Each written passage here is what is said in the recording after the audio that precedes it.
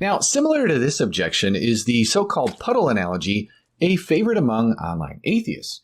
Meet Doug, our philosophical puddle. First of all, that was Paul, and I think that we'll get confirmed that as we go on. 2, Doug's a rock. We all know Doug's a rock. Doug ain't a puddle.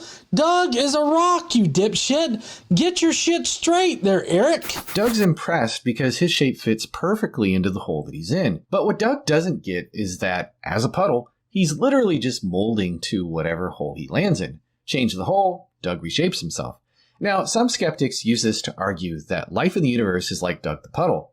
They say, of course life fits into this universe because we're here. If the universe were different, we just wouldn't exist to notice. Yeah, I don't know why he's got to make fun of Paul. Paul's a lovely person. Everybody loves Paul. So I don't know why he's got to shit on Paul and be classy as fuck as to reproduce Paul as an NPC here and try to reduce Paul's arguments against the fine-tuning argument for God to being is stupid, okay? I don't know why he has to do that, but I feel like it plays into his whole cringy thing and that prediction that I made at the very beginning of the video. Everything that we've seen so far has not done anything to actually chip away at that near 100% likelihood that Eric Manning will continue to be cringy as fuck. And this just shows that he is going to continue to be cringy as fuck in every fucking video. But I do think that the puddle analogy made originally by Douglas Adams to be a really good argument against the fine-tuning thing. Because that is exactly what Eric is doing in this entire video. He is acting like the puddle and he's like, oh,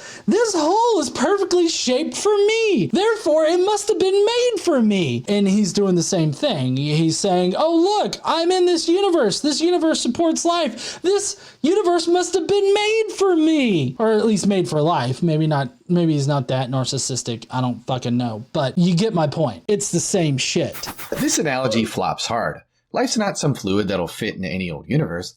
Life demands ridiculously specific conditions. Oh, but the puddle requires ridiculously specific conditions too. All of the conditions that you're pointing out here in this particular section are going to apply to the puddle. The puddle is going to be governed by the laws of chemistry and the laws of physics, and even the hole that the puddle is in is also, governed by those same principles. So all of the things that you think make this reality complex is the same thing that makes the puddle in the hole complex, because all of those things are still required for the puddle to even exist in the fucking hole. But regardless of that, the analogy, of course, is not perfect in this particular sense, but it does drive the point home that he is myopically only looking at his existence in this particular universe and is not actually considering that other universes could exist. And the fact that we don't have any kind of evidence that suggests that another universe can't exist. Like, we don't have any evidence that rules out other universes existing. And that's the fucking point, is that there could be other universes with other constants that still permit life. But he doesn't want to acknowledge that. He only wants to acknowledge that this universe with this set of constants produces our kind of life, and that's the only kind of life that can exist. That has to be the line of these apologists like Eric Manning, Frank Turek, William Lane Craig, Low Bar Bill. All of them have to toe this very specific line that this is the only kind of life that can ever exist, and that this is the only kind of universe that can exist with these exact qualities and with these exact constants. That has to be their argument, and there's no way that they can support that argument other than, well, I exist in this universe, so hardy har har. Tweaking even a small thing like the mass of an electron or quark, and boom, no stars, no planets, no chemistry, no life, a totally dead universe. He says that, but that's not actually the case here. What would actually be the case in this particular situation would be we have this vast swath of values that all of these constants could be.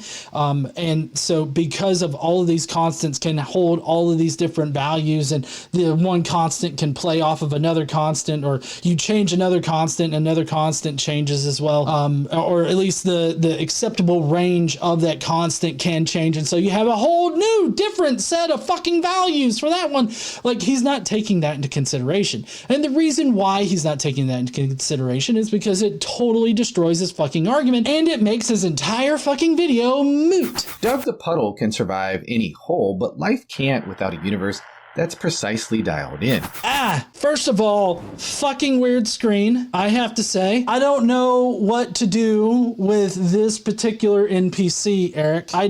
This is fucking weird for you to bring up. It's like a mishmash between David Bowie and like, I don't know, a fucking Men's Health model. Like, I have no fucking clue what this is supposed to mean in this video. Again, cringy as fuck. But all Eric is pointing out here is the fact that our kind of life exists in our kind of universe. And there's nothing to say that a different kind of universe can produce different kinds of life, or that a different kind of universe can support our kind of life. Like, there's no way for him to support that this is the only universe and that this is the only configuration in which a universe can support life. He's playing off of big and small numbers. I don't think that this is necessarily a fallacy, but he's using your, well, I guess it is. It's the argument from incredulity. He's banking on his audience being ignorant of probability and mathematics in general in order to make this argument. This argument is made by mathematically illiterate fucking people.